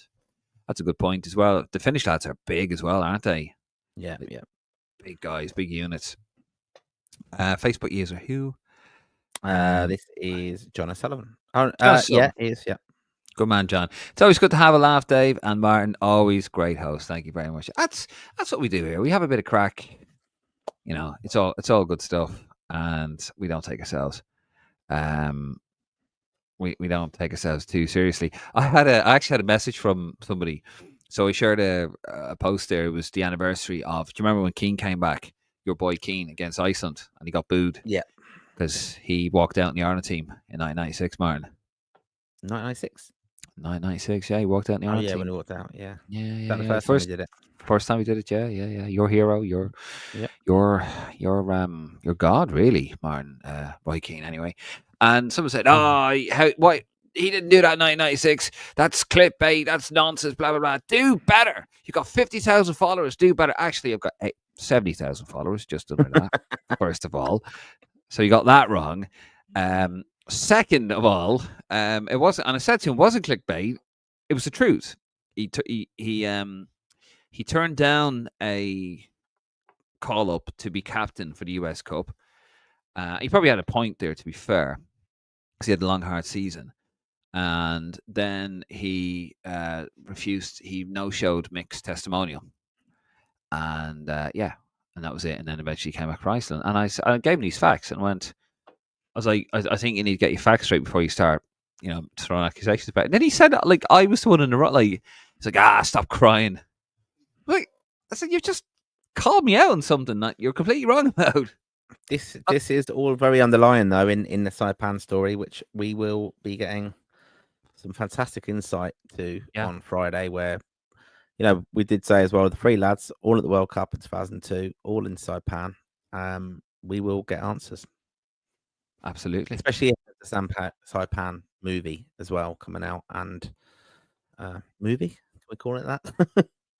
And we do actually have one of the stars of that movie is going to be in the Cloud Ring on Sunday. We do indeed. Who plays Alan Kelly in the film, and yeah, he's going to be playing on stage there. Very good musician, good friend of the pod, and we have so it'd be good crack. And we have the real Alan Kelly, Martin. That's a lovely segue. We have the real Alan Kelly on Friday, where you can get your tickets for the Lansdowne Legends here. Clinton Morrison, Ian Hart, Alan Kelly, $28.50 a ticket. However, you get 2 free pints or drinks. We'll say drinks. Bobby will probably go mad at me. But no. 2 free drinks. £28 if you buy your tickets in advance. That's on Friday in the London Irish Centre in Camden. And if you can't make it and you want to contribute, just buy a ticket in absentia. It all goes to a wonderful cause. They do a lot of work for the elderly, the Irish community, the elderly Irish community like Martin here in London.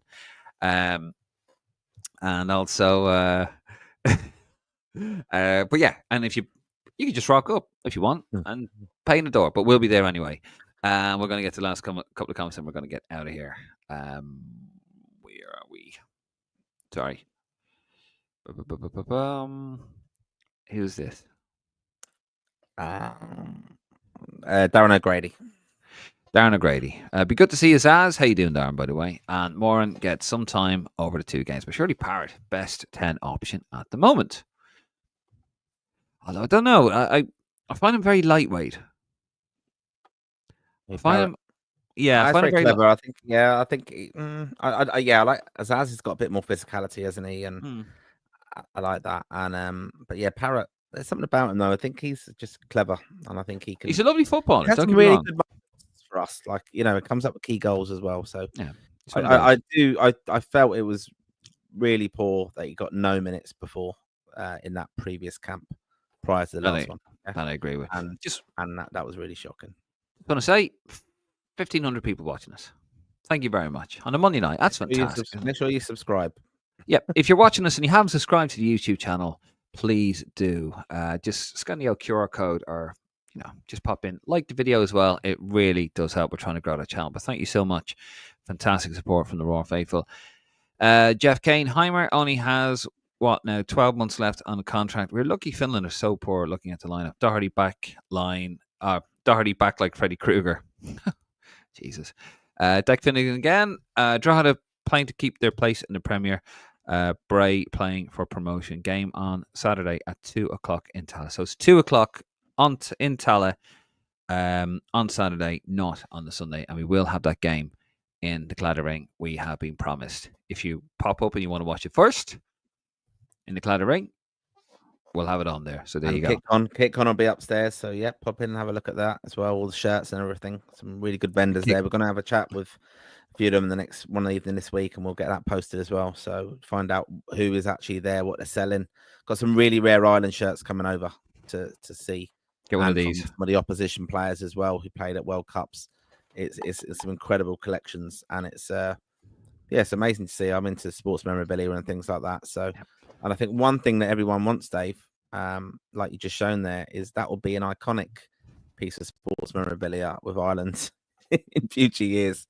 These amazing whiskey flasks, ideal Christmas present. If you've got a whiskey head in your family, yeah. Get one of these and buy them. And listen to that. Listen, freshly made. Listen to that. That's what you look like. Listen to that. It's the memorabilia the FAI do not make for their fans. So we thought we'd bring it to you. This is official raw merchandise. Yeah. We're sounding close to the win there, Martin. We're sounding close to the win. But no, do pop along. It's going to be fantastic. And say hello. If you see us, do say hello. We love hearing from the Raw faithful. We've got the last few comments here, then we're going to get out of here.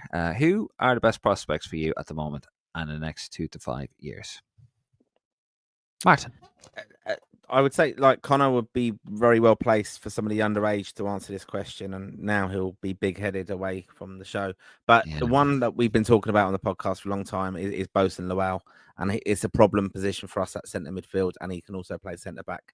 Big physical boy. He's going to do it when he gets there. Into Stoke now. When he gets fit, I think we'll see the best of him. And yeah, I think if he develops the right way, he is the big hope for a lot of kind of underage coaches or scouts within Ireland. And yeah, I think he is. But then there are some fantastic players coming through. We've heard of players off going off international to different countries, developing things like that. And football's amazing. And you can do that, and you'll get a really, really good education of it, and then come back in. And I think that's where, I think we've got to keep the faith with some of these lads coming through. Fantastic job by some of these coaches. And but yeah, for me, Bosun Lowell is the one I've been hearing about the last 2-3 years, and him getting that move to Stoke was really important. Sadly, I think he probably would be in the squad now if he was fit. He's that good. There was one lad I know the lads are on about in the group. He's playing in the championship, Tyler Goodrum. I like the look of him. He's a very tidy footballer. But we need to get him probably capped by the seniors as soon as we possibly can, because he is, he's a second generation, I believe, or third generation. But I like the look of him. But we could have, if luck goes with us, right, and we get a bit of luck, in about 18 months' time, we can have a really tidy outfit with players with key positions filled, like your Bosun Lowell, Finn Azaz coming of age now, players like Andy Moore, and you hope grow a little bit, Tom Cannon firing goals in, hopefully for a Premier League side, and Evan Ferguson getting the minutes that he needs and deserves, because he is a quality player. It's just unfortunately Brighton, Danny Welbeck has just turned into a goal machine, which he never was when he was at Arsenal or Man United, but he's a goal machine for Brighton. I read an interesting thing about Danny Welbeck, that he tried to get a move back to Man United on a similar kind of deal that Johnny Evans did, like kind of a little bit pay as you play kind of thing. There was that, but then he's now obviously flavour of the month at, for Brighton now and doing very, very well. And look, with regards to Evan, there's a lot of criticism. Oh, he's not going to be that good, and he's this and this, and you've got to remember his age, and he's getting experience, but also, Brighton are doing very, very well at the moment. He can't change that team that much, because they are playing it amazingly well and some great results, of course. So that's where they are at the moment, and they've got a fantastic business model. Brighton, they're a club I really admire with that. Paul Barber in there, of course, he worked with the FA for many years, with the Sven years, as it were. So they've got a very good owner, very well organised club. And Evan, it did worry me a little bit hearing the manager talk about him and perhaps mentality and attitude and stuff. But, he's very young. It might be that he might get a loan move in time if he needs it, if he's not getting enough game time. But I think at the moment, like, he's playing for a very good side in the Premier League when he gets an opportunity, and he will get games. So he's going to develop well there. No, you will. Here's one that Connor suggested. Ika, is it Ika Arazzi or Ika Arazzi? But I'm probably butchering that. 17-year-old lad. He's at Stade Remy or Rem, is it? Is it Stade Remy? Yeah, yeah. 17-year-old left winger, ex Rovers, and apparently made the bench for League One at the age of 16. So he is one that Connor is tipping there. So there you go. Yeah, there's lots of potential coming through, but as Martin said, there's a massive step up between youth football and professional football, like senior internationals. It's just a step.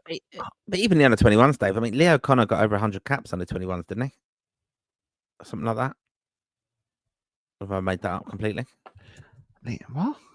Leo Connor played loads of games under 21s. Not 100 caps. It might not be that, but it was ridiculous. Under 21s. It was a mad record. 26. What, caps? Yeah. According to Wikipedia, Leo Connor. He got 14 caps. I'm just testing you, Dave. Yeah, where the fuck are you going? No, it wasn't that. It's something else. Did he start playing when he was 4? No, it's not. It's something else. It's something. There's another crazy stat of him. Well, under 21. Okay. He played 14 caps. Get your fingers out. Yeah, 14 caps. I can't remember what it is. 52. 50, yeah, 53. 53. He's played 53 times consecutive, wasn't it, or something? On the range, maybe not 100. Yeah, not 100. No, it's not 100. What was he literally like born? That's it. Sorry. Now Connor's helped me out here. He is trying to help me save face. He wouldn't do that for me. He's underage from under 15. It's ridiculous. Yeah. Like I'll tell you what, Connor. Where he's been. Make yourself useful, Connor. Add up how many underage caps he's got. Well, if you got about a couple of minutes before we wrap it up. 100, please. It's a really, but I think was there not something about consecutive or something like that he just consecutive? There was something anyway, some weird stat with him. Yeah. Okay. But then to not kick on, that was it. Like he was such a regular for the under 21s. And the thing is with youth football, isn't it? Like it's a bit innocent, isn't it? And then you get to professional level, and all of a sudden there's dark arts, there's this, there's that, there's cuteness. You're going against old pros, you're going against players who've been playing. Some players have been playing the game for 10, 15 years, and it's a whole different experience. You got players kicking you, and just doing things, winding you up. It's a whole different world, really. He is saving me here. He broke the record in 2022, the most Ireland underage caps. That's what I meant. But if you come up to me in the Cladder Ring and you say, Leo Connor, that's the code for me to buy you a baby Guinness. What, did he have to be the first one, or? Yeah, only one. yeah. See, I'm saving you. Dave, I'll point out Dave. Oh, you just kicked yourself. No, you kicked yourself. All right, okay. He's getting all excited. I'll get 5 people who come up to me and say, Leo Connor, I'll get you all a baby Guinness. There you go. See, he's saving your blushes for your Irish credentials, and I'm actually saving your wallet there. Yeah, you're welcome, Caroline. Right, I keep saying wrapping up. We get more comments. Keep coming in, guys. We'll get to them. Killian Murphy. All right, lads. Haven't been in the stream in about 4 years. How are you getting on? Any doubts in Finland game? 4 months. Years. It's catching. It's the Martin disease, the saturation. Good to see you, Killian, by the way. And welcome back. Always welcome here. We're good. Any doubts in Finland game? I don't know. I think we might underestimate them a little bit. I don't think we're in any.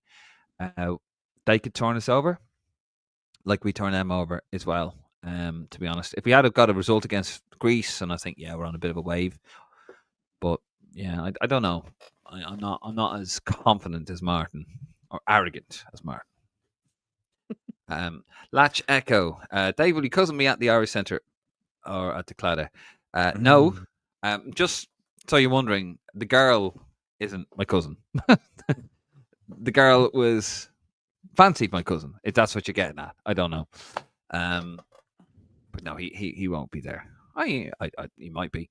Alfie Keneally, do we know how many tickets we have sold for England yet? It'll be a great atmosphere. Can't wait for it. We reckon 4,500 to 5,500, Martin, don't we? Yeah, that's it. Yeah. Good man. Facebook user, who's this? Hip Flask? Yeah. Who's this? It might be Martin Fitzpatrick, I think. Yep. Look at those. Look at those. Quality. And we've got some in silver and we've got them in black as well. So they are class. Quality. Do you like the way I do that, Martin? It's like, yeah. Oh, and we've also we've got some other stuff as well. Some amazing mugs. Oh yes, beautiful mugs. Beautiful mug. Actually, not just my beautiful mug. We have an actual beautiful mug available. So come there. We've got loads of stuff here to buy. It's actually good stuff. Really good stuff. Yeah. It is classy stuff actually. So quite excited by this. So we'll have it there on the Friday and the Saturday. One more comment. It's from Robert Jackson. How you doing, Robert? Abawanka. I've done it again, haven't I? Abankwa. Fuck's sake, sorry. And Vata are some of our best prospects, in my opinion. Will make the seniors fairly quickly once they're starting for Udinese and Watford. And Jimmy Shell, this will be the last question. We will be selling these online as well. Don't worry, Jimmy. We're just going to set that up there as well. There will be a link. We're going to set up a little link for this weekend because we know that some people will want to place orders because they still see it this weekend and they might not necessarily want to. They might buy it and whatever we're going to do with it. But we will do it. We will have a club shop as well. But you will be able to post it online. Absolutely, and give you the payment details to make payment, and then we'll sort out how we get it to you. We're just trying to figure it out, but we will have it. We've got some lovely mugs as well, and we're going to have some more stuff as well. Some really good merchandise on the shop. We're just going to figure it all out. We're going to get these events, be mad busy. We're going to have some great fun, and once we get past that, then we're going to set it all up online just in time for Christmas. And you're going to want some of these items for Christmas. They are really glad. I really love those mugs. Yeah, they are. Pretty impressed with those. Right, we're going to wrap it up there. Thank you very much, every one of you. Over 1,500 people on a Monday night, on a school night as well, watching us live. Fantastic support as always.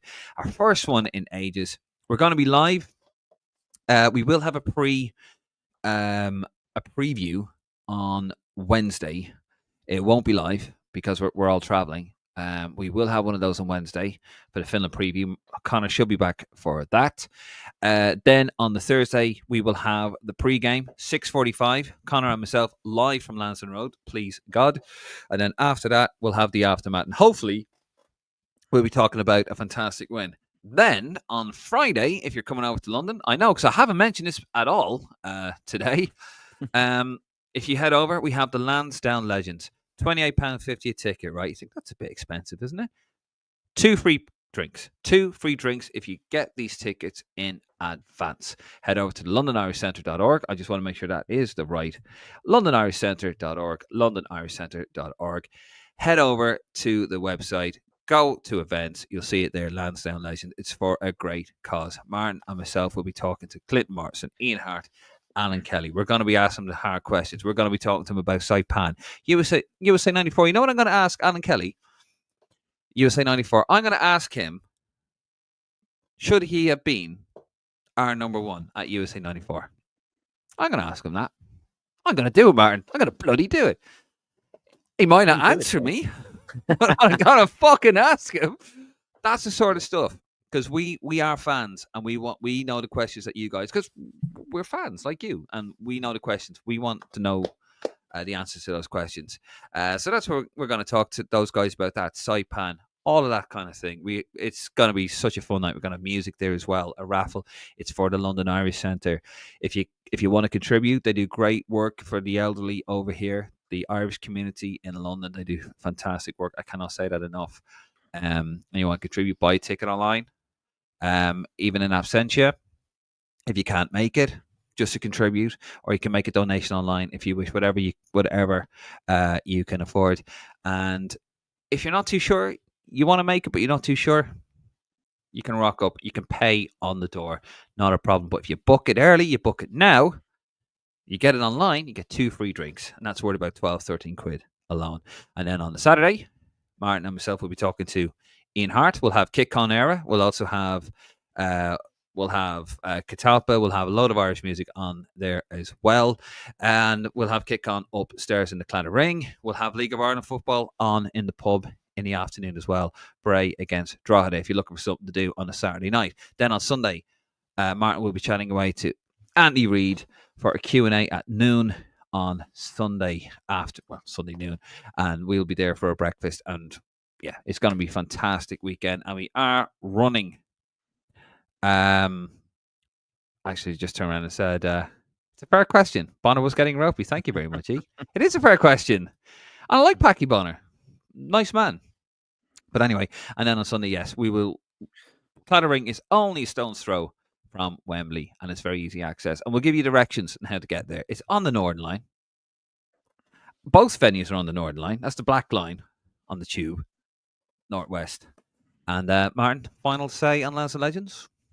Yeah, really looking forward to it. Great to meet the Raw faithful and do support it because we have a great night coming up. And yeah, we're going to ask the questions that I've always wanted to know. And the three lads have been really supportive of it. And you can see the videos they've got. We've got some surprise guests as well coming along in the audience. And the FAI also have been very supportive of our whole weekend events because they do know that we've got a charity angle to it all.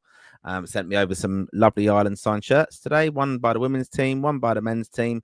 We've got some surprise other items as well that we're going to be raffling that will go to the various charities that we're associated with. So, yep, I'm really looking forward to it.